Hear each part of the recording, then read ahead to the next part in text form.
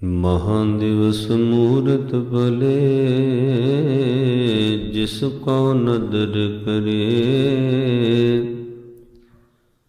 नानक मंगै दर्श दान कृपा करो हरे। सतनाम श्री वाहिगुरु साहिब जी। मंगिर माहे सोहंदियाँ हर पिर संग बैठड़ियाँ।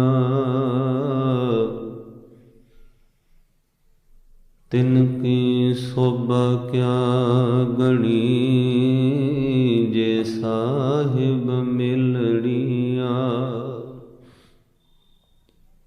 तन मन मौलिया राम स्यों संग साध सहेलड़ियाँ। साध जना ते वाहरी से रहन के लड़ियाँ। दिन दुख न कबहू उतरै से जम के बस पड़ियाँ।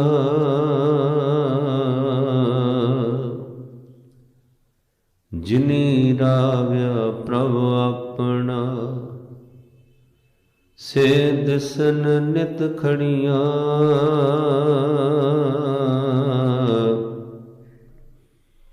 रतन जवेहर लाल हर कंठ तिना जड़ियाँ।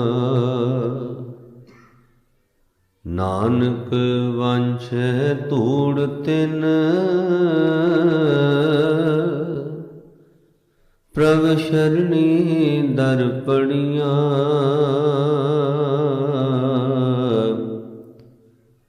मंगिर प्रभ आराधना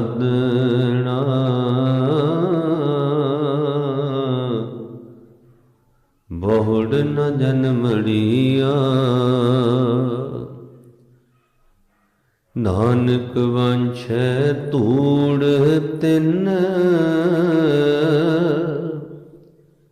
प्रभ शरणी दर पड़ियाँ।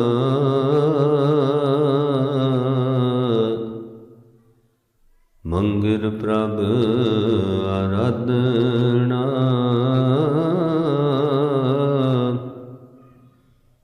बहुड़ न जन्मड़ियाँ।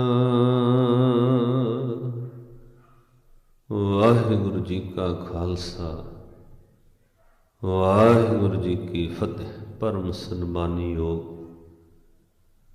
जुगो जुग अटल चवर छत्र तख्त दे मालिक।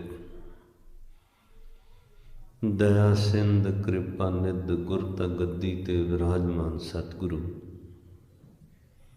धन धन सतगुरु गुरु ग्रंथ साहिब महाराज सच्चे पातशाह जियां दी पावन पवित्र हजूरी अंदर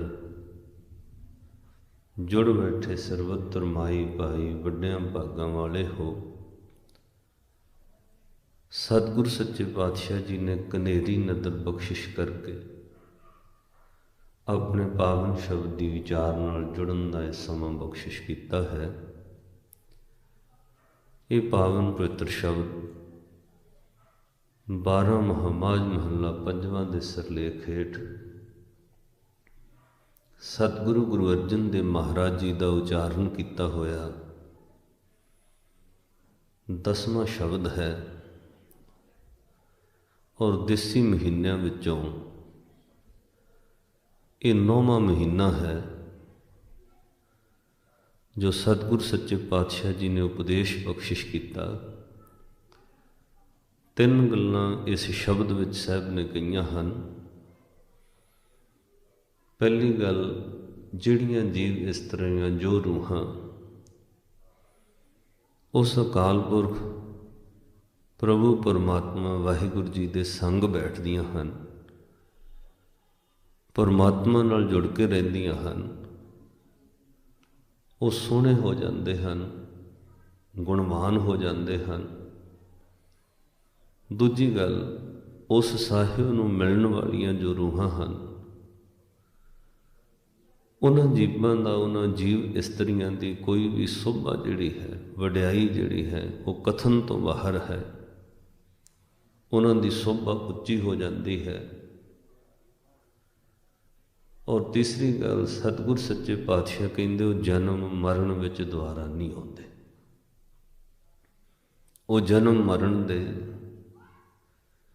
इस गेड़ विच दुबारा नहीं आउंदे।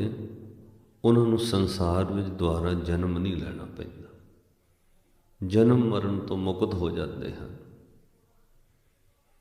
सतगुर सच्चे पातशाह जी ने किरपा बख्शिश की उस परिपूर्ण परमात्मा नाल जुड़न वास्ते। सुखैन तो सुखैन मार्ग पातशाह जी ने बख्शिश किया और सौखे तो सौखियां दुनियावी उदाहरणा दित्तियां आपां किवें जुड़ सकते हैं। क्योंकि आपां कलयुगी संसारी गृहस्थी जीव हाँ। जिस संसार विच बंदा जिस भाषा विच जिस कित्ते विच कोई रहिंदा होवे, उसे भाषा उसे कित्ते दी उदाहरण नाल उहनूं समझना समझाउणा सौखा है। आपां संसार विच गृहस्थी हाँ, इसलिए सतगुर सच्चे पातशाह जी ने बहुतात विच जिहड़ी बाणी उचारण की, वो अकाल पुरख परमात्मा नूं पति मन के जीव इस्त्री रूप दे विच सतगुर जी ने बाणी उचारण की। पातशाह बचन कहते हैं भाई, उही जीव इस्त्रियां उही रूहां सोहणियां लगदियां हन जो अपने पति दे पिर दे परमात्मा दे संग वसदियां हन। दुनियावी तौर पर भी जदों कोई बच्ची विआही जाती है तो उसके किन्ने रिश्ते जिहड़े हन वो घर विच बनते ने। सस सहुरे का रिश्ता, ननाण का रिश्ता, दराणी का रिश्ता, जठाणी का रिश्ता, वो पति दे नाल घर वसन करके उहदे तमाम रिश्ते कायम रहिंदे हन। पर साध संगत जे उहदा पति दे घर वसेबा न होवे तां फिर देर दराणी जठाणी ननाण ये सारे रिश्ते जिहड़े हन वो भी नाल ही खत्म हो जाते। पातशाह ने बचन कहा भाई, जिन्नी देर उस अकाल पुरख परी परमात्मा वाहिगुरु परमेश्वर नाल तेरी सुरत जुड़ी है, ये दुनिया के गुणा वाले रिश्ते भी तेरे नाल रहणगे। पर जे वो अकाल पुरख वाहिगुरु का नाम विसर गया तो गुण रूपी रिश्ते भी खत्म हो जाएंगे। एक शब्द तुसी रोज़ ही रहरास विच पढ़ते हो, उत्थे महाराज ने बचन कहा, तेरे गुण गल जाते हैं जदों तैनूं परिपूर्ण परमात्मा वाहिगुरु जी का नाम विसर जाता है। आसा महला पहला, तित सरवड़े पहीले निवासा, पानी पावक तिनै किया, पंकज मोह पग नहीं चाले, हम देखा तह डूबियले। अगे साहब ने पंक्ति कही, मन एक न चेतस मूड़ मना, हर विसरत तेरे गुण गलिया। वाहिगुरु विसरन नाल, परमात्मा की याद विसरन नाल तेरे गुण गलने शुरू हो गए, तेरे गुण खत्म हो गए। तुसीं पढ़े लिखे बैठे हो, मोबाइलों में भी, क्योंकि इंटरनेट का युग है, कंप्यूटर के अंदर भी कंपनी वालों एक सॉफ्टवेयर पवाना पैंदा है, उन्होंने एंटी वायरस सॉफ्टवेयर कहते हैं। जिन्ना किसी को कीमती खजाना होवे नैट विच, उन्ना ही वो महंगा सॉफ्टवेयर रखता है। क्योंकि बिना तारां तो ये मोबाइल कंप्यूटर जिहड़ा है वो लोगों को कैच कर रहा है। तुहाडे हत्थ विच मोबाइल है, यदि कोई वायर कोई तार नहीं विछाई हुई। अगे तो तारां वाले फोन होंदे सी, ਹੁਣ ਤੁਸੀਂ ਇੱਥੇ ਬੈਠੇ ਨੰਬਰ ਲਾਉਂਦੇ ਹੋ ਤੇ ਇੰਗਲੈਂਡ ਬੈਠੇ ਬੰਦੇ ਨਾਲ ਗੱਲ ਹੋ ਰਹੀ ਹੈ, ਉਹ ਵੀ ਵੀਡੀਓ ਕਾਲਿੰਗ ਹੋ ਰਹੀ ਹੈ, ਉਹ ਤੁਹਾਨੂੰ ਵੇਖ ਰਿਹਾ, ਤੁਸੀਂ ਉਹਨੂੰ ਵੇਖ ਰਹੇ ਹੋ। ਪੂਰੇ ਬ੍ਰਹਿਮੰਡ ਦੇ ਅੰਦਰ ਇਸ ਤਰ੍ਹਾਂ ਇੱਕ ਦੂਜੇ ਨਾਲ ਨੈਟਵਰਕ ਸਿਸਟਮ ਵਿਗਿਆਨ ਨੇ ਤਰੱਕੀ ਕੀਤੀ ਹੈ, ਪਰ ਇਹਦੇ ਵਿੱਚ ਇੱਕ ਖਤਰਾ ਵੀ ਹੈ। ਜੋ ਉਸ ਬ੍ਰਹਿਮੰਡ ਦੇ ਅੰਦਰ ਇਹ ਵੇਵਸ ਜਾ ਰਹੀਆਂ ਨੇ, ਇੱਕ ਦੂਜੇ ਨਾਲ ਗੱਲਬਾਤ ਹੋ ਰਹੀ ਹੈ, ਉਹ ਸਾਰਿਆਂ ਦੇ ਫੋਨ, ਸਾਰਿਆਂ ਦਾ ਨੈਟਵਰਕ ਓਪਨ ਹੈ, ਇਸ ਲਈ ਉਹਦੇ ਵਿੱਚ ਵਾਇਰਸ ਆਉਣ ਦਾ ਖਤਰਾ ਰਹਿੰਦਾ ਹੈ। ਫਿਰ ਜਿਹੜੇ ਇੰਟਰਨੈਟ ਤੇ ਕੰਮ ਕਰਦੇ ਨੇ, ਉਹ ਵਾਇਰਸ ਤੋਂ ਬਚਣ ਵਾਸਤੇ ਕੰਪਿਊਟਰ, ਲੈਪਟਾਪ, ਮੋਬਾਈਲ ਵਿੱਚ ਐਂਟੀ ਵਾਇਰਸ ਸੌਫਟਵੇਅਰ ਪਵਾਉਂਦੇ ਨੇ, ਉਹਨੂੰ ਅਪਡੇਟ ਕਰੀ ਜਾਣ ਤਾਂ ਜੇ ਕੋਈ ਵਾਇਰਸ ਆਉਂਦਾ ਉਹ ਨਾਲ ਦੀ ਨਾਲ ਖਤਮ ਹੋ ਜਾਂਦਾ। ਜੇ ਉਹ ਵਾਇਰਸ ਨਾ ਖਤਮ ਕੀਤਾ ਜਾਵੇ, ਐਂਟੀ ਵਾਇਰਸ ਸੌਫਟਵੇਅਰ ਨਾ ਹੋਵੇ, ਤਾਂ ਫਿਰ ਵਿਗਿਆਨ ਵਾਲੇ ਮੰਨਦੇ ਨੇ ਵੀ ਉਹ ਜਿਹੜਾ ਮੋਬਾਈਲ ਹੈ ਹੈਂਗ ਹੋਣ ਲੱਗ ਪੈਂਦਾ, ਹੌਲੀ ਚੱਲਣ ਲੱਗ ਪੈਂਦਾ, ਰੁਕ ਰੁਕ ਕੇ ਚੱਲਦਾ। ਔਰ ਜੇ ਉਹਨੂੰ ਨਾ ਇਸ ਤਰ੍ਹਾਂ ਉਹਦੇ ਵਿੱਚ ਐਂਟੀ ਵਾਇਰਸ ਸੌਫਟਵੇਅਰ ਨਾ ਅਪਲੋਡ ਕੀਤਾ ਜਾਏ ਤਾਂ ਉਹ ਸਹਿਜੇ ਸਹਿਜੇ ਮੋਬਾਈਲ ਹੈਂਗ ਹੋ ਜਾਂਦਾ ਪੂਰੀ ਤਰ੍ਹਾਂ, ਉਹਦੇ ਵਿਚਲੀਆਂ ਕੀਮਤੀ ਫਾਈਲਾਂ ਜੋ ਰੱਖੀਆਂ ਹੋਈਆਂ ਨੇ ਉਹ ਕਰਪਟ ਹੋ ਜਾਂਦੀਆਂ। ਉਹਨੂੰ ਬਚਾਉਣ ਵਾਸਤੇ ਐਂਟੀ ਵਾਇਰਸ ਸੌਫਟਵੇਅਰ ਰੱਖਣਾ ਪੈਂਦਾ। ਇਸ ਤਰ੍ਹਾਂ ਪਾਤਸ਼ਾਹ ਨੇ ਕਿਹਾ, ਭਾਈ ਮੋਬਾਈਲ ਨਾਲੋਂ ਤੇਜ਼ ਤਾਂ ਤੇਰੀ ਸੁਰਤ ਹੈ ਜੋ ਪੂਰੇ ਬ੍ਰਹਿਮੰਡ ਦੇ ਅੰਦਰ ਕੰਮ ਕਰ ਰਹੀ ਹੈ। ਇੱਥੇ ਬੈਠਿਆਂ ਇੰਗਲੈਂਡ ਵਿੱਚ ਗੱਲ ਕਰਨ ਲਈ ਨੰਬਰ ਲਾਉਣਾ ਪੈਂਦਾ ਹੈ, ਪਰ ਜੇ ਤੁਸੀਂ ਕਿਸੇ ਨੂੰ ਯਾਦ ਕਰਨਾ ਹੋ ਤਾਂ ਇੱਕ ਪਲ ਵਿੱਚ ਉੱਥੇ ਪਹੁੰਚ ਜਾਂਦੇ। ਮਨ ਜਿਹੜਾ ਹੈ ਉਹ ਹਜ਼ਾਰਾਂ ਗੁਣਾ ਤੇਜ਼ ਚੱਲਦਾ ਹੈ। ਇੱਕ ਖਿੰਨ ਦੇ ਅੰਦਰ ਪਾਤਸ਼ਾਹ ਨੇ ਬਚਨ ਕਹੇ ਤਾਂ ਦਹਿ ਦਿਸ 4 ਕੁੰਟ ਦਹਿ ਦਿਸ ਉਠ ਧਾਵੇ, ਇਹ ਤਾਂ 4 ਕੁੰਟਾਂ 10 ਦਿਸ਼ਾਵਾਂ 'ਚ ਇੱਕ ਖਿੰਨ ਵਿੱਚ ਪਹੁੰਚ ਜਾਂਦਾ ਮਨ। ਫਿਰ ਇਹ ਮਨ ਜਿਹੜਾ ਹੈ ਉਹ ਪਕੜ ਕਰਦਾ ਸੰਸਾਰ ਦੀ। ਇਸ ਮਨ ਦੇ ਅੰਦਰ, ਸੁਰਤੀ ਦੇ ਅੰਦਰ ਵਾਇਰਸ ਆਉਣੀ ਸੁਭਾਵਕ ਹੈ। ਕਾਮ, ਕ੍ਰੋਧ, ਲੋਭ, ਹੰਕਾਰ, ਈਰਖਾ, ਦਵੇਸ਼, ਝੂਠ, ਨਿੰਦਿਆ, ਚੁਗਲੀ, ਮੰਦੀਆਂ ਆਦਤਾਂ, ਕੁਝ ਵੀ ਵਾਇਰਸ ਆ ਸਕਦਾ।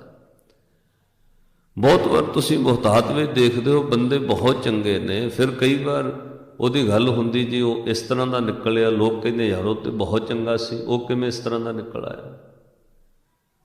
ਉਹ ਬੰਦਾ ਲੋਭੀ ਬੇਈਮਾਨੀ ਕਿਵੇਂ ਕਰ ਗਿਆ, ਉਹ ਤੇ ਵੇਖਣ ਨੂੰ ਬਹੁਤ ਚੰਗਾ ਲੱਗਦਾ ਹੈ। ਕਈ ਵਾਰ ਸੰਗਤ ਇਸ ਤਰ੍ਹਾਂ ਦੀ ਮਿਲ ਗਈ, ਉਸ ਵਾਇਰਸ ਨੇ ਉਹਦੀ ਸੁਰਤ ਨੂੰ ਵਿਗਾੜ ਦਿੱਤਾ। ਜਿਹੜਾ ਬੰਦਾ ਥੋੜ੍ਹੇ ਸਾਲ ਪਹਿਲਾਂ ਲਾਲਚੀ ਨਹੀਂ ਸੀ, ਕਿਸੇ ਦੀ ਸੰਗਤ ਨਾਲ ਲਾਲਚੀ ਹੋ ਗਿਆ।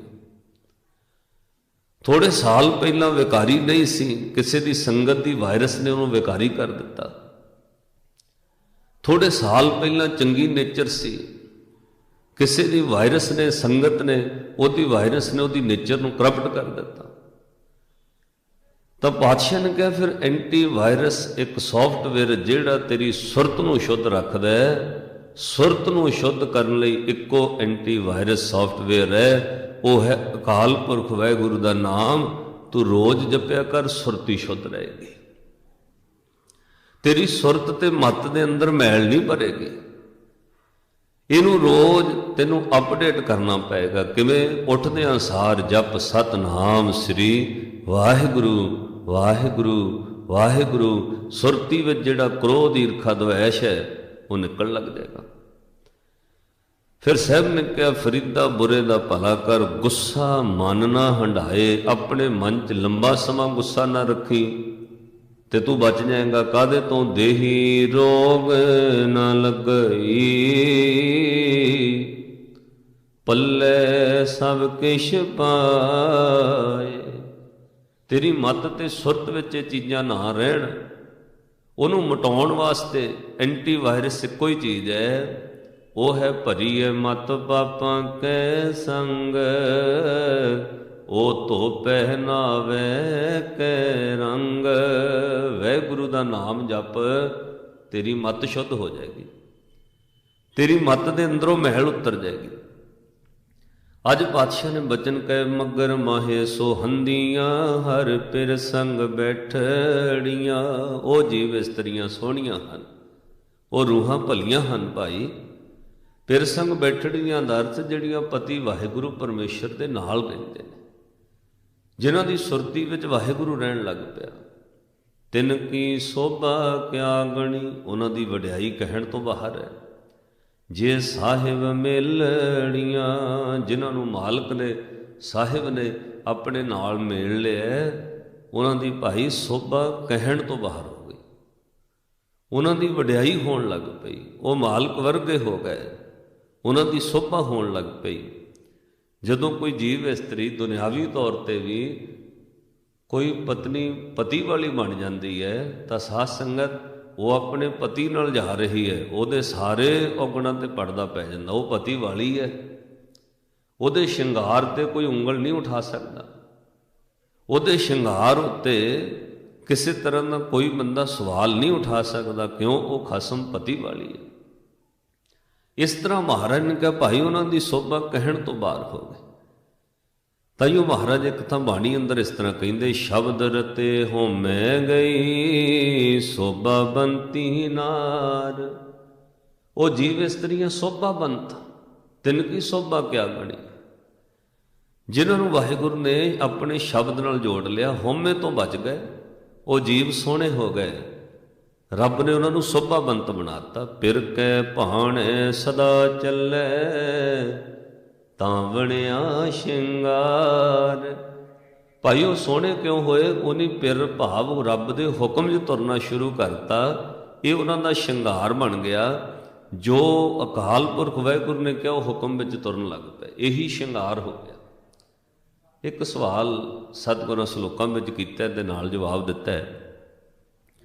ਉੱਥੇ ਵੀ ਕਿਹਾ, ਇੱਕ ਪਤਨੀ ਦੂਜੀ ਭੈਣ ਨੂੰ ਪੁੱਛਦੀ ਹੈ, ਭੈਣੇ ਤੇਰੀ ਪਤੀ ਨਾਲ ਬਹੁਤ ਬਣੀ ਹੋਈ ਹੈ, ਤੇਰਾ ਸ਼ਿੰਗਾਰ ਸੋਹਣਾ ਹੈ, ਤੇਰਾ ਘਰ ਸੁਖੀ ਹੈ, ਕਿਵੇਂ ਵਸ ਵਿੱਚ ਰਹਿੰਦਾ ਤੇਰਾ ਪਰਿਵਾਰ, ਤੇਰਾ ਘਰ? ਉਹਨੇ ਕਿਹਾ, ਭੈਣੇ ਮੈਂ ਬਾਹਰਲਾ ਸ਼ਿੰਗਾਰ ਨਹੀਂ, ਗੁਣਾਂ ਦਾ ਸ਼ਿੰਗਾਰ ਕੀਤਾ ਹੈ। ਕਿਹੜਾ? ਪਹਿਲਾਂ ਸਵਾਲ ਕੀਤਾ, ਕਵਣ ਸੋ ਅੱਖਰ ਕਵਣ ਗੁਣ ਕਵਣ ਸੋ ਮਣੀਆਂ ਮੰਤ ਕਵਣ ਸੋ ਵਿਸੋ ਹੋ ਕਰੀ ਜਿਤ ਵਸਾਵੀ ਕੰਤ। ਤੇ ਨਾਲ ਫਿਰ ਜਵਾਬ ਦਿੱਤਾ, ਨਿਵਣ ਸੋ ਅੱਖਰ। ਭੈਣੇ ਮੈਂ ਨਿਮਰਤਾ ਦਾ ਅੱਖਰ ਧਾਰਨ ਕੀਤਾ ਹੋਇਆ ਹੈ। ਖਵਣ ਗੁਣ, ਕੋਈ ਗੱਲ ਹੋ ਜਾਏ ਅਸੀਂ ਉਹਨੂੰ ਲੰਬਾ ਨਹੀਂ ਲੈ ਕੇ ਜਾਈਦਾ, ਇੱਕ ਦੂਜੇ ਨੂੰ ਖਿਮਾ ਕਰ ਦਈਦਾ। ਗਲਤੀ ਹੋ ਜਾਏ ਪਤੀ ਤੋਂ ਵੀ ਹੋ ਸਕਦੀ, ਪਤਨੀ ਤੋਂ ਵੀ ਘਰ ਵਿੱਚ ਹੋ ਸਕਦੀ, ਇੱਕ ਦੂਜੇ ਨੂੰ ਸੌਰੀ ਕਹਿ ਕੇ ਘਰ ਸੁਖੀ ਹੋ ਜਾਂਦਾ ਹੈ। ਜੇ ਉਹਨੂੰ ਲੰਬਾ ਖਿੱਚੋਗੇ ਤਾਂ ਹੋਰ ਵੱਧਦਾ ਜਾਏਗਾ। ਇਸ ਤਰ੍ਹਾਂ ਫਿਰ ਉਹ ਭੈਣ ਨੇ ਜਵਾਬ ਦਿੱਤਾ, ਕਹਿੰਦੀ ਨਿਵਣ ਸੋ ਅੱਖਰ ਖਵਣ ਗੁਣ ਜਿਹਵਾ ਮਣੀਆਂ ਮੰਤ ਇਤਰੇ ਭੈਣੇ ਵੇਸ ਕਰ ਤਾਂ ਵਸ ਆਪੀ ਕੰਤ। ਇਹ ਤਿੰਨ ਗੁਣ ਧਾਰਨ ਕਰ ਲਓ, ਪਤੀ ਵਸ ਵਿੱਚ ਆ ਜਾਂਦਾ ਹੈ। ਰਸਨਾ ਤੋਂ ਮਿੱਠਾ ਬੋਲਣਾ, ਜੀਵਾ ਤੋਂ ਖਿਵਾ ਦਾ ਗੁਣ, ਭਾਵ ਖਿਵਾ ਦਾ ਅਰਥ ਵੈਸੇ ਸਹਿਣ ਸ਼ਕਤੀ ਵੀ ਹੈ, ਵੱਡੀ ਤੋਂ ਵੱਡੀ ਗੱਲ ਨੂੰ ਜਰਨਾ। ਇਹ ਗੁਣ ਪਤੀ ਨੂੰ ਵਸ ਵਿੱਚ ਕਰ ਲੈਂਦੇ ਨੇ। ਇਸ ਤਰ੍ਹਾਂ ਜਿਹੜੇ ਉਹਦੇ ਹੁਕਮ ਵਿੱਚ ਚੱਲਦੇ ਨੇ, ਸੱਤ ਕਰਕੇ ਭਲਾ ਕਰਕੇ ਮੰਨਦੇ ਨੇ, ਪਰਮਾਤਮਾ ਉਹਨਾਂ ਨੂੰ ਪਿਆਰ ਕਰਨ ਲੱਗ ਪੈਂਦਾ। ਉਹਨਾਂ ਦੀ ਫਿਰ ਸੋਭਾ ਕਹਿਣ ਤੋਂ ਬਾਹਰ। ਤਿੰਨ ਕੀ ਸੋਭਾ ਕਿਆ ਗਣੀ, ਗਿਣੀ ਨਹੀਂ ਜਾ ਸਕਦੀ। ਇੱਕ ਪਾਤਸ਼ਾਹ ਨੇ ਬਚਨ ਕਿਹਾ, ਕਹਿੰਦੇ ਮੰਨ ਲਓ ਕਿਸੇ ਨੇ ਸ਼ਿੰਗਾਰ ਬਹੁਤ ਕੀਤਾ ਹੈ, ਬਾਹਰੀ ਤੌਰ 'ਤੇ ਆਪਾਂ ਬਾਣਾ ਪਹਿਨ ਲਿਆ ਧਰਮ ਦਾ, ਤੇ ਜਿਹੜੇ ਅਰਥ ਮਹਾਰਾਜ ਸਮਝਾ ਰਹੇ ਨੇ ਉਹ ਕਹਿੰਦੇ ਕਿਸੇ ਜੀਵ ਇਸਤਰੀ ਨੇ ਸ਼ਿੰਗਾਰ ਕੀਤਾ ਹੋਵੇ 16 ਤਰ੍ਹਾਂ ਦਾ, ਉਹਦੀ ਪਤੀ ਨਾਲ ਬਣਦੀ ਨਾ ਹੋਵੇ, ਤਾਂ ਉਹਦੇ ਸ਼ਿੰਗਾਰ ਉੱਤੇ ਲੋਕ ਸਵਾਲ ਕਰਦੇ ਨੇ ਵੀ ਕਾਹਦੇ ਵਾਸਤੇ ਸ਼ਿੰਗਾਰ ਕਰ ਰਹੇ? ਇਹ ਤੇ ਦੁਹਾਗਣ ਹੈ, ਇਹ ਤਾਂ ਛੁੱਟੜ ਹੈ, ਇਹ ਤਾਂ ਤਲਾਕ ਕੀਤਾ ਹੋਇਆ, ਘਰ ਵਾਲਾ ਤਾਂ ਹੈ ਨਹੀਂ, ਇਹਦਾ ਬਣਦੀ ਤਾਂ ਹੈ ਨਹੀਂ ਇਹਦੀ ਪਤੀ ਨਾਲ। ਇਸ ਤਰ੍ਹਾਂ ਭਾਈ ਆ ਬਾਹਰੀ ਤੌਰ 'ਤੇ ਧਰਮ ਦਾ ਭੇਖ ਵੀ ਮਹਾਰਾਜ ਕਹਿੰਦੇ ਤੇਰਾ ਸਵਾਲਾਂ ਵਿੱਚ ਆ ਜਾਏਗਾ। ਜੇ ਤੇਰਾ ਅੰਦਰੋਂ ਗੁਰੂ ਨਾਲ ਪਰਮਾਤਮਾ ਨਾਲ ਪਿਆਰ ਨਾ ਪੈਦਾ ਹੋਇਆ, ਉਹਦੇ ਅੱਗੇ ਅਰਦਾਸ ਕਰ, ਜਿੱਥੇ ਬਾਹਰੋਂ ਗੁਰੂ ਨੇ ਤੈਨੂੰ ਜੋੜਿਆ, ਅੰਦਰੋਂ ਸੁਰਤੀ ਕਰਕੇ ਵੀ ਤੇਰਾ ਉਹਦੇ ਘਰ ਵਿੱਚ ਵਾਸਾ ਹੋ ਜਾਏ। ਪਾਤਸ਼ਾਹ ਨੇ ਇੱਕ ਬਚਨ ਕਿਹਾ, ਦੋ ਇਕੱਠੇ ਸ਼ਬਦ ਨੇ। ਪਹਿਲੇ ਵਿੱਚ ਕਿਹਾ ਸ਼ਿੰਗਾਰ ਬਿਰਥਾ ਜਾਏਗਾ, ਤੇ ਦੂਜੇ ਵਿੱਚ ਕਿਹਾ ਸ਼ਿੰਗਾਰ ਸੋਭਾ ਬਣਾਉਂਦਾ। ਤਿੰਨ ਕੀ ਸੋਭਾ ਕਿਆ ਬਣੀ? ਹਜ਼ੂਰ ਕਹਿੰਦੇ ਸਖੀ ਕਾਜਲ ਹਾਰ ਤੰਬੋਲ ਸਭੈ ਕਿਛ ਸਾਜਿਆ, 16 ਕੀਏ ਸ਼ਿੰਗਾਰ ਕੇ ਅੰਜਨ ਪਾਜਿਆ। 16 ਤਰ੍ਹਾਂ ਦੇ ਸ਼ਿੰਗਾਰ ਜੇ ਘਰ ਆਵੇ ਕੰਤ ਤਾਂ ਸਭ ਕਿਛ ਪਾਈਐ। ਹਰ ਹਾਂ ਕੰਤੈ ਬਾਜ ਸ਼ਿੰਗਾਰ ਸਭ ਬਿਰਥਾ ਜਾਈਐ। ਪਤੀ ਹੈ ਤਾਂ ਸ਼ਿੰਗਾਰ ਸੋਭਾ ਵਾਲਾ ਹੈ, ਪਤੀ ਨਾਲ ਨਹੀਂ ਬਣੀ ਤਾਂ ਸ਼ਿੰਗਾਰ ਵਿਅਰਥ। ਫਿਰ ਸਾਹਿਬ ਨੇ ਕਿਹਾ ਜਿਨ੍ਹਾਂ ਦੀ ਬਣ ਗਈ ਭਾਈ, ਜਿਸ ਘਰ ਵਸਿਆ ਕੰਤ, ਜਿਨ੍ਹਾਂ ਦੇ ਘਰ 'ਚ ਵਾਹਿਗੁਰੂ ਹਿਰਦੇ 'ਚ ਵਸਿਆ। ਬਾਹਰੋਂ ਉਹਨਾਂ ਕੋਲ ਬਹੁਤੇ ਮਹਿੰਗੇ ਕਕਾਰ ਨਹੀਂ ਹੈ, ਬਹੁਤਾ ਸ਼ਿੰਗਾਰ ਨਹੀਂ ਹੈ, ਬਹੁਤਾ ਪੈਸਾ ਨਹੀਂ ਹੈ, ਪਰ ਉਹ ਰੱਬ ਦੀ ਨਜ਼ਰ 'ਚ ਕਿਹੋ ਜਿਹਾ ਹੈ। ਜਿਸ ਘਰ ਵਸਿਆ ਕੰਤ ਸਾ ਵੱਡ ਭਾਗਣੇ, ਤਿਸ ਬਣਿਆ ਹਬ ਸ਼ਿੰਗਾਰ ਸਾਈ ਸੁਹਾਗਣੇ। ਤਿਨ ਕੀ ਸੋਭਾ ਕਿਆ ਗਣੀ। ਅੱਗੇ ਸਾਹਿਬ ਨੇ ਕਿਹਾ ਹਉ ਸੁੱਤੀ ਹੋਏ ਅਚਿੰਤ ਮਨ ਆਸ ਪੁਰਾਈਆਂ। ਹਰੇ ਹਾਂ ਜਾ ਘਰ ਆਇਆ ਕੰਤ ਤਾਂ ਸਭ ਕਿਛ ਪਾਈਆ। ਜੇ ਵਾਹਿਗੁਰੂ ਹਿਰਦੇ 'ਚ ਸਭ ਕੁਝ ਪਾ ਲਿਆ ਤਾਂ ਅੱਜ ਮਹਾਰਾਜ ਨੇ ਕਿਹਾ ਤਨ ਮਨ ਮੋਹ ਲਿਆ ਰਾਮ ਸਿਉ ਸੰਗ ਸਾਧ ਸਹੇਲੜੀਆਂ। ਉਹਨਾਂ ਦਾ ਤਨ ਮਨ ਮੋਹ ਲਿਆ ਗਿਆ, ਖੁਸ਼ ਰਹੇ। ਰੱਬ ਨੇ ਮਨ ਕਰਕੇ ਵੀ ਸੁੱਖ ਦਿੱਤਾ, ਤਨ ਕਰਕੇ ਵੀ ਸੁੱਖ ਦਿੱਤਾ, ਉਹ ਸੁਖੀ ਹੋ ਗਏ। ਸਾਧ ਜਨਾਂ ਤੇ ਵਾਹਰੀ ਸੇ ਰਹਿਨ ਅਕੇਲੜੀਆਂ। ਜਿਨ੍ਹਾਂ ਨੂੰ ਸਤ ਸੰਗਤ ਨਹੀਂ ਮਿਲੀ, ਚੰਗੇ ਪੁਰਸ਼ਾਂ ਦੀ ਸੰਗਤ ਪ੍ਰਾਪਤ ਨਹੀਂ ਹੋਈ, ਉਹ ਬੰਦੇ ਇਕੱਲੇ ਰਹਿ ਗਏ। ਭਾਵ ਉਹ ਫਿਰ ਇਕੱਲੇ ਰਹਿਣ ਨਾਲ ਉਹਨਾਂ ਨੂੰ ਇਸ ਤਰ੍ਹਾਂ ਦੀ ਸੰਗਤ ਮਿਲੀ ਸੰਸਾਰ ਦੀ, ਜਿਹੜੀ ਸੰਗਤ ਇਹਨਾਂ ਨੂੰ ਬੁਰੇ ਪਾਸੇ ਲੈ ਗਏ। ਤੇ ਸਾਹਿਬ ਕਹਿੰਦੇ ਉਹਨਾਂ ਦੇ ਜੀਵਨ 'ਚੋਂ ਦੁੱਖ ਨਹੀਂ ਖਤਮ ਹੁੰਦੇ, ਉਹਨਾਂ ਦੇ ਜੀਵਨ ਵਿੱਚੋਂ ਔਗਣ ਨਹੀਂ ਮੁੱਕਦੇ। ਅੰਤ ਮਰ ਕੇ ਉਹ ਜਮਾਂ ਦੇ ਵਸ ਪੈ ਜਾਂਦੇ। ਕਿਉਂ? ਉਹਨਾਂ ਨੂੰ ਸੰਗਤ ਨਹੀਂ ਪ੍ਰਾਪਤ ਹੋਈ। ਉਹਨਾਂ ਦੇ ਦੁਨਿਆਵੀ ਘਰ 'ਚ ਵੀ ਕਲੇਸ਼ ਰਹਿੰਦਾ ਹੈ, ਹਿਰਦੇ ਘਰ ਵਿੱਚ ਵੀ ਕਲੇਸ਼ ਰਹਿੰਦਾ ਹੈ। ਹਿਰਦਾ ਘਰ ਜਿਹਨੂੰ ਮਹਾਰਾਜ ਨੇ ਕਿਹਾ ਘਰ ਸੁਖ ਵਸਿਆ ਬਾਹਰ ਸੁਖ ਪਾਇਆ।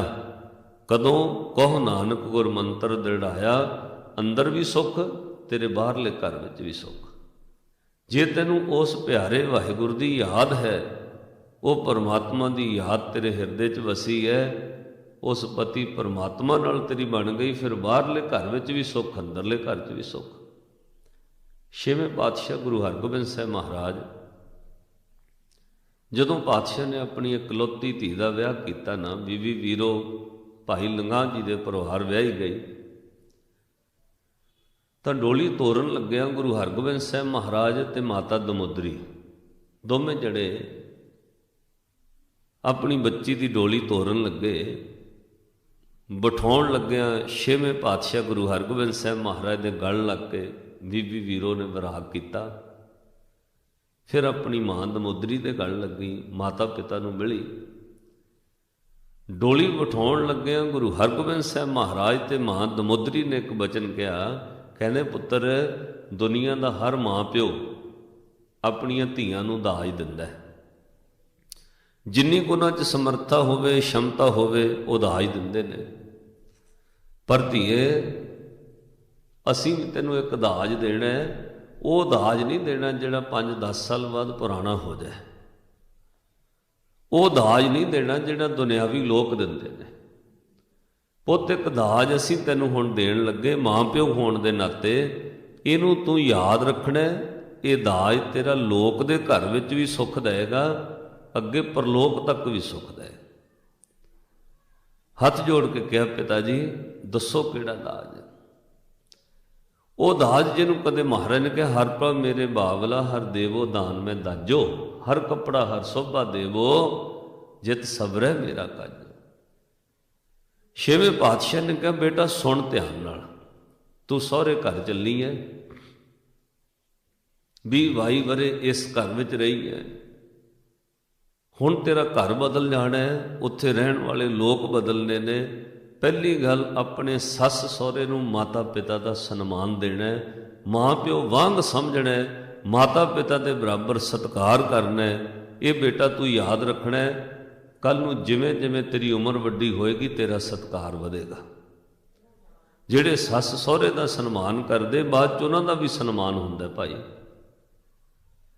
ਪਾਤਸ਼ਾਹ ਨੇ ਬਚਨ ਕਹਿ ਕਹਿੰਦੇ, ਸੁਣ ਪੁੱਤਰੀ ਪ੍ਰਾਨਨ ਤੇ ਪਿਆਰੀ। ਐ ਮੇਰੀਏ ਧੀਏ, ਤੂੰ ਮੇਰੇ ਪ੍ਰਾਣਾਂ ਤੋਂ ਪਿਆਰੀ ਹੈ, ਧਿਆਨ ਨਾਲ ਸੁਣ। ਕਿਉਂਕਿ ਪਿਓ ਨੂੰ ਪੁੱਤ ਨਾਲੋਂ ਵੱਧ ਧੀ ਨਾਲ ਪਿਆਰ ਹੁੰਦਾ ਹੈ। ਸੁਣ ਪੁੱਤਰੀ ਪ੍ਰਾਨਨ ਤੇ ਪਿਆਰੀ, ਜਿਸ ਤੇ ਵੈਸ ਬਿਤੈ ਸੁਖਕਾਰੀ। ਤੇਰੀ ਉਮਰ ਬੇਟਾ ਸੁੱਖ ਨਾਲ ਲੰਘੇਗੀ। ਕੀ ਕਰਨਾ ਹੈ? ਕਹਿੰਦੇ, ਪਤ ਸੇਵਕ ਕੀ ਸੇਵਾ ਸਫਲੀ, ਪਤ ਬਿਨ ਔਰ ਕਰੇ ਸਭ ਨਿਫਲੀ। ਪੁੱਤ ਪਤੀ ਨਾਲ ਬਣੀ ਹੈ ਤਾਂ ਸਹੁਰਾ ਘਰ ਹੈ, ਜੇ ਪਤੀ ਨਾਲ ਨਾ ਬਣੇ ਨਾ ਘਰ ਨਹੀਂ ਹੁੰਦਾ। ਘਰ ਤਾਂ ਵਸਦਾ ਜੇ ਪਤੀ ਨਾਲ ਬਣੇ। ਇਸ ਲਈ ਪੁੱਤ ਆਪਣੇ ਪਤੀ ਦੀ ਸੇਵਾ ਕਰਨੀ ਹੈ, ਉਹਦੀ ਆਗਿਆ ਵਿੱਚ ਰਹਿਣਾ ਹੈ। ਅੱਜ ਤੱਕ 20-22 ਸਾਲ ਤੂੰ ਆਪਣੇ ਬਾਪ ਦੀ ਆਗਿਆ ਵਿੱਚ ਰਹੀ ਹੈ, ਪਿਤਾ ਦੀ ਆਗਿਆ ਵਿੱਚ ਰਹੀ ਹੈ, ਔਰ ਪਿਤਾ ਦੀ ਪੱਗ ਦੀ ਸ਼ਾਨ ਬਣ ਕੇ ਰਹੀ ਹੈ। ਧੀਏ, ਹੁਣ ਤੂੰ ਪਤੀ ਦੇ ਕਹਿਣੇ ਵਿੱਚ ਰਹਿਣਾ ਤੇ ਪੂਰੀ ਉਮਰ ਆਪਣੇ ਪਤੀ ਦੀ ਸ਼ਾਨ ਬਣ ਕੇ ਰਹਿਣਾ। ਸਾਧ ਸੰਗਤ, ਪਿਓ ਦੀ ਪੱਗ ਦੀ ਸ਼ਾਨ ਧੀਆਂ ਹੁੰਦੀਆਂ ਨੇ, ਤੇ ਬੰਦੇ ਦੀ ਪੱਗ ਦੀ ਸ਼ਾਨ ਸਮਾਜ ਵਿੱਚ ਉਹਨਾਂ ਦੇ ਘਰ ਵਾਲੀ ਪਤਨੀ ਹੁੰਦੀ ਹੈ। ਸਹਿਬ ਗੁਰੂ ਹਰਗੋਬਿੰਦ ਸਾਹਿਬ ਮਹਾਰਾਜ ਨੇ ਕਿਹਾ, ਆਗਿਆ ਵਿੱਚ ਰਹਿਣਾ, ਕਹਿਣਾ ਮੰਨਣਾ।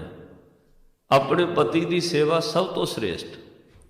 ਪਤ ਸੇਵਕ ਕੀ ਸੇਵਾ ਸਫਲੀ, ਪਤ ਬਿਨ ਔਰ ਕਰੇ ਸਭ ਨਿਫਲੀ।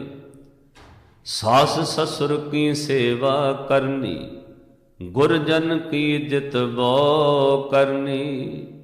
ਪੁੱਤ ਸੱਸ ਸਹੁਰੇ ਦੀ ਸੇਵਾ ਕਰਨੀ ਹੈ, ਮਾਂ ਪਿਓ ਦੇ ਬਰਾਬਰ ਸਮਝਣਾ ਹੈ।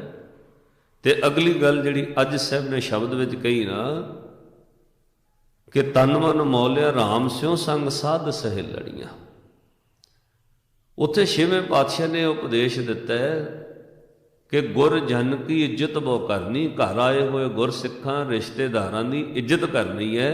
ਇਹ ਨਾ ਹੋਵੇ ਕੋਈ ਗੁਰਸਿੱਖ ਰਿਸ਼ਤੇਦਾਰ ਆਏ ਨੇ, ਤੂੰ ਮੱਥੇ ਵੱਟ ਪਾ ਲੈ।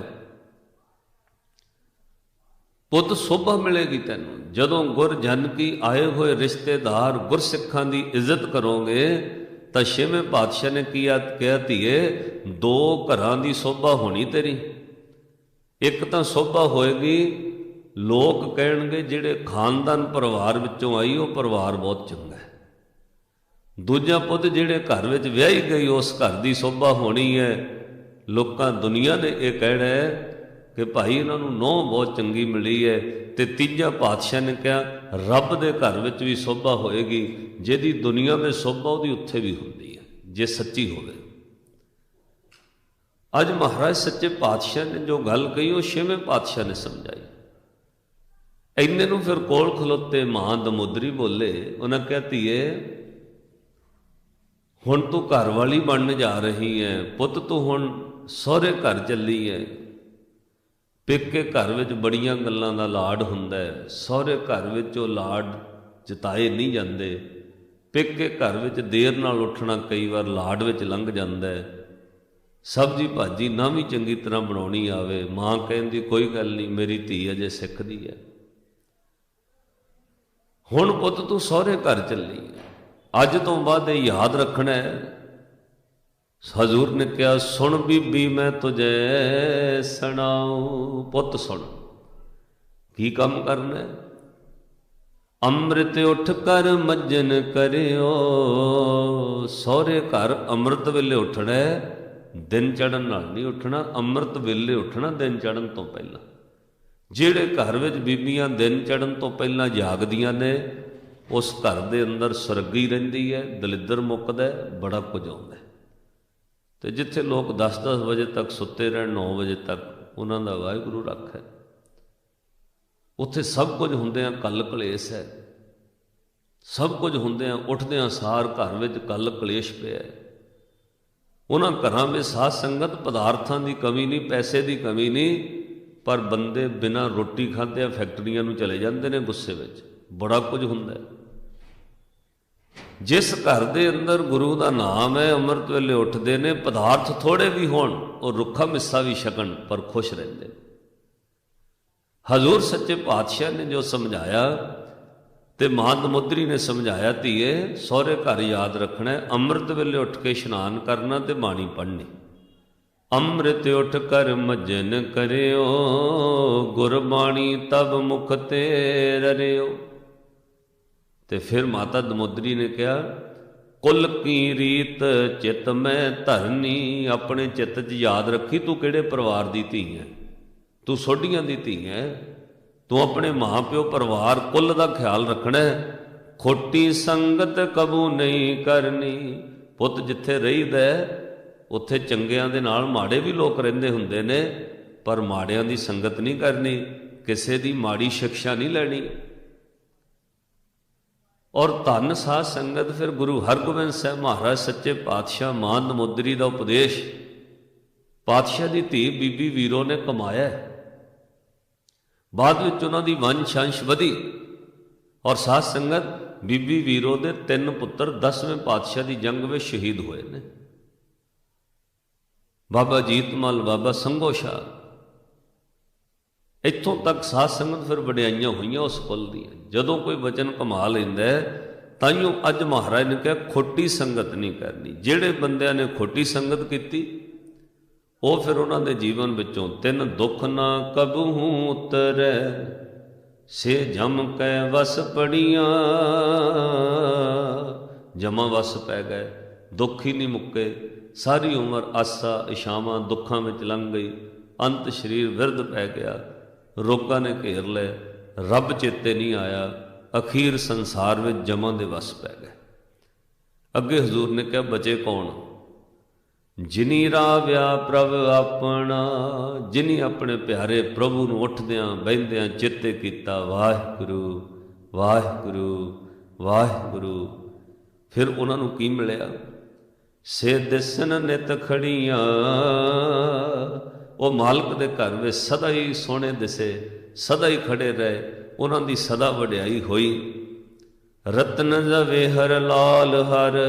ਵਾਹਿਗੁਰੂ ਦਾ ਨਾਮ ਉਹਨੀ ਕੀਮਤੀ ਰਤਨ ਹੀਰੇ ਜਵਾਹਰਾਤ ਪਰਮਾਤਮਾ ਦਾ ਨਾਮ ਬਣਾ ਲਿਆ ਤੇ ਨਾਮ ਨੂੰ ਹਰ ਕੰਠ ਤੇ ਨਾ ਜੜੀਆਂ। ਸਭ ਤੋਂ ਕੀਮਤੀ ਸ਼ਿੰਗਾਰ ਵਾਹਿਗੁਰੂ ਦਾ ਨਾਮ। ਉੱਠਦਿਆਂ ਬਹਿੰਦਿਆਂ ਜਪਦੇ ਰਹੇ ਵਾਹਿਗੁਰੂ ਵਾਹਿਗੁਰੂ। ਉਹ ਲੋਕ ਵਿੱਚ ਵੀ ਸੋਹਣੇ, ਮਰਨ ਤੋਂ ਬਾਅਦ ਰੱਬ ਦੀ ਦਰਗਾਹ ਵਿੱਚ ਵੀ ਸੋਹਣੇ। ਨਾਨਕ ਵੰਸ਼ੈ ਧੂੜ ਤਿਨ, ਪ੍ਰਭ ਸ਼ਰਣੀ ਦਰ ਪੜੀਆਂ। ਉਹਨਾਂ ਦੀ ਭਾਈ ਧੂੜ ਮੰਗ, ਚਰਨ ਧੂੜ ਮੰਗ। ਕਿਹਨਾਂ ਦੀ? ਸਤਿਗੁਰੂ ਮੋਹਰ ਲਾ ਕੇ ਗੁਰੂ ਨਾਨਕ ਸਾਹਿਬ ਮਹਾਰਾਜ ਦੇ ਨਾਮ ਦੀ ਕਹਿੰਦੇ, ਜਿਹੜੇ ਪ੍ਰਭੂ ਦੀ ਸ਼ਰਨ ਵਿੱਚ ਪੈ ਗਏ ਨੇ, ਜਿਹੜੇ ਪਰਮਾਤਮਾ ਦੀ ਸ਼ਰਨ 'ਚ ਰਹਿੰਦੇ, ਉਹਨਾਂ ਦੀ ਚਰਨ ਧੂੜ ਸੰਗਤ ਮੰਗ। ਉਹਨਾਂ ਦੀ ਸੰਗਤ ਨਾਲ ਤੇਰਾ ਵੀ ਜੀਵਨ ਸਫਲ। ਇੱਕ ਬਚਨ ਮਾਝ ਰਾਗ ਅੰਦਰ ਆਇਆ, ਦੇਖੋ ਸੰਗਤ ਵਿੱਚ ਆ ਕੇ ਕੀ ਮਿਲਦਾ। ਚੰਗੀ ਸੰਗਤ ਤੁਹਾਡੇ ਅੰਦਰ ਸੰਤੋਖ ਪੈਦਾ ਕਰੇਗੀ, ਦਇਆ ਪੈਦਾ ਕਰੇਗੀ, ਚੰਗੇ ਗੁਣ ਤੁਹਾਨੂੰ ਰੱਬ ਨਾਲ ਜੋੜਨਗੇ। ਜੇ ਕਿਸੇ ਵਪਾਰੀ ਕੋਲ ਬਹਿ ਜਾਓ, ਉਹਨੇ ਵਪਾਰ ਦੀਆਂ ਗੱਲਾਂ ਕਰੀ ਜਾਣੀਆਂ, ਉਹ ਤਾਂ ਬਹੁਤ ਵਿੱਚ ਵੀ ਕਹਿੰਦਾ ਘਾਟਾ ਹੈ। ਜੇ ਕਿਸੇ ਸਬਰ ਸੰਤੋਖ ਵਾਲੇ ਦੀ ਸੰਗਤ ਕਰੋ, ਉਹ ਹਰ ਗੱਲ ਤੇ ਘੁੰਮ ਘੁਮਾ ਕੇ ਕਹੇਗਾ ਮਾਲਕ ਦਾ ਸ਼ੁਕਰ ਹੈ, ਉਹਨੇ ਫਿਰ ਵੀ ਵਧੀਆ ਰੋਟੀ ਦਿੱਤੀ ਹੈ, ਤੰਦਰੁਸਤੀ ਦਿੱਤੀ ਹੈ। ਕਿਸੇ ਵਪਾਰੀ ਦੀ ਜ਼ੁਬਾਨ ਤੋਂ ਕਦੇ ਸ਼ੁਕਰਾਨਾ ਨਹੀਂ ਸੁਣੋਗੇ। ਆਮ ਬੰਦਾ ਸ਼ੁਕਰ ਕਰਦਾ ਹੈ, ਹਰ ਗੱਲ ਤੇ ਸ਼ੁਕਰਾਨਾ ਕਰਦਾ ਹੈ। ਉਹਦੀ ਸੰਗਤ ਕਰਕੇ ਤੁਹਾਡਾ ਮਨ ਵੀ ਸ਼ੁਕਰ ਵਿੱਚ ਜੁੜਨ ਲੱਗਦਾ। ਸਤਿਗੁਰਾਂ ਬਚਨ ਕਿਹਾ, ਕਹਿੰਦੇ ਕਦੇ ਪੰਛੀਆਂ ਦੇ ਆਲਣੇ ਵੇਖੋ, ਉਹਨਾਂ ਦੇ ਆਲਣਿਆਂ ਵਿੱਚ ਕੋਈ ਸੋਨਾ ਪਿਆ, ਉਹਨਾਂ ਦੇ ਆਲਣਿਆਂ ਵਿੱਚ ਕੋਈ ਅਨਾਜ ਦੇ ਢੇਰ ਲੱਗੇ ਹੋਏ, ਬੇਉਨੀ ਆਟੇ ਦੀਆਂ ਢੋਲੀਆਂ ਰੱਖੀਆਂ ਨੇ ਦਾਣਿਆਂ ਦੀ। ਉਹਨਾਂ ਦੇ ਆਲਣੇ 'ਚ ਵੇਖੋ, 1-2 ਦਾਣਿਆਂ ਤੋਂ ਸਿਵਾਏ ਤੁਹਾਨੂੰ ਦਾਣੇ ਨਹੀਂ ਲੱਭਣਗੇ। ਉਹ ਫਿਰ ਵੀ ਜਿਉਂਦੇ ਰਹਿੰਦੇ ਨੇ। ਕਿਉਂ? ਰੋਜ਼ ਦੀ ਰੋਜ਼ ਆਸ ਹੈ ਤੇ ਰੱਬ ਉਹਨਾਂ ਨੂੰ ਰੋਜ਼ ਦਿੰਦਾ ਹੈ। ਸਾਡੇ ਘਰਾਂ 'ਚ ਕਈ ਮਹੀਨੇ ਦੇ ਰਾਸ਼ਨ ਪਏ ਨੇ, ਸੋਨੇ ਦੇ ਗਹਿਣੇ ਲੋਕਾਂ ਬਣਾ ਕੇ ਰੱਖੇ ਨੇ। ਸਬਰ ਸੰਤੋਖ ਫਿਰ ਨਹੀਂ, ਫਿਰ ਦੁਖੀ, ਫਿਰ ਕੱਲ ਕਲੇਸ਼। ਇੰਨਾ ਕੁਝ ਸਾਧ ਸੰਗਤ ਕਦੇ ਕੈਲਕੂਲੇਟ ਕਰਕੇ ਕੋਈ ਵੇਖੇ, ਤੇਰੇ ਘਰ ਵਿੱਚ ਕਿੰਨੇ ਕਰੋੜਾਂ ਦਾ ਸਮਾਨ ਪਿਆ, ਪਰ ਫਿਰ ਆਪਾਂ ਕੰਗਾਲ ਹਾਂ, ਦੁਖੀ ਹਾਂ। ਕਿਉਂ? ਉਹਦਾ ਸ਼ੁਕਰਾਨਾ ਨਹੀਂ ਕਰਦੇ। ਸ਼ੁਕਰ ਕਰ ਉਹਦੇ।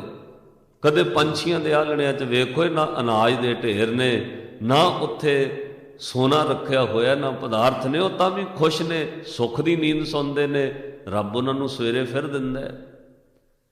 हजूर ने बचन कहे परंदे ना ग्रह, परंदे कहते पंछियां, परंदे ना ग्रह जर दरखत आग आस कर, कहते वेखो दरख्तां ते आस करके बैठे ने और रब उन्होंने देई जांदा है। उन्होंने आलड़ियां च कोई अनाज थोड़ी भरिया पे। परंदे ना गिरा जर दरखत आव आस कर, पर वो सुखी किवें?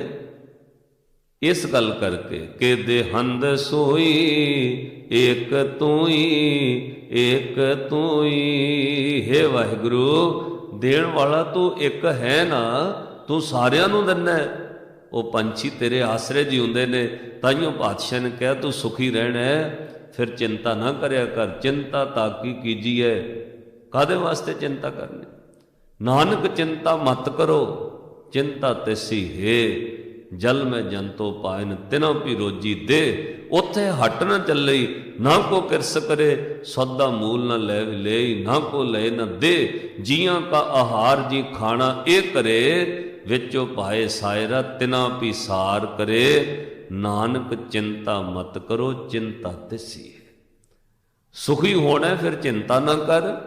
उठद्या बहिंद्या उहदा शुक्र करके कह सतनाम श्री वाहिगुरु।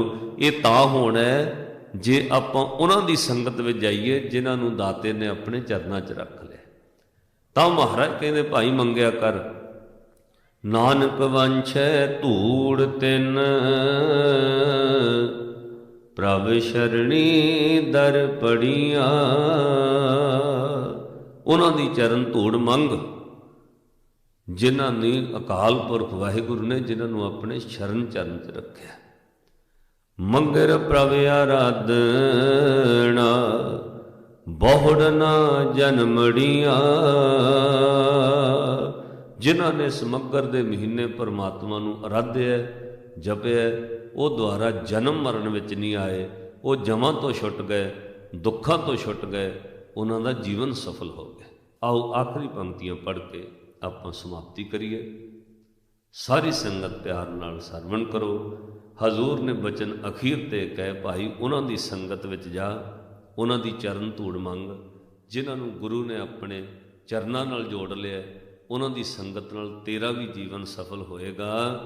फिर मगर दे महीने वो जन्म मरण तो मुक्त ने, जिहड़े प्रभु परमात्मा वाहिगुरु पति नूं मन च आराधदे ने।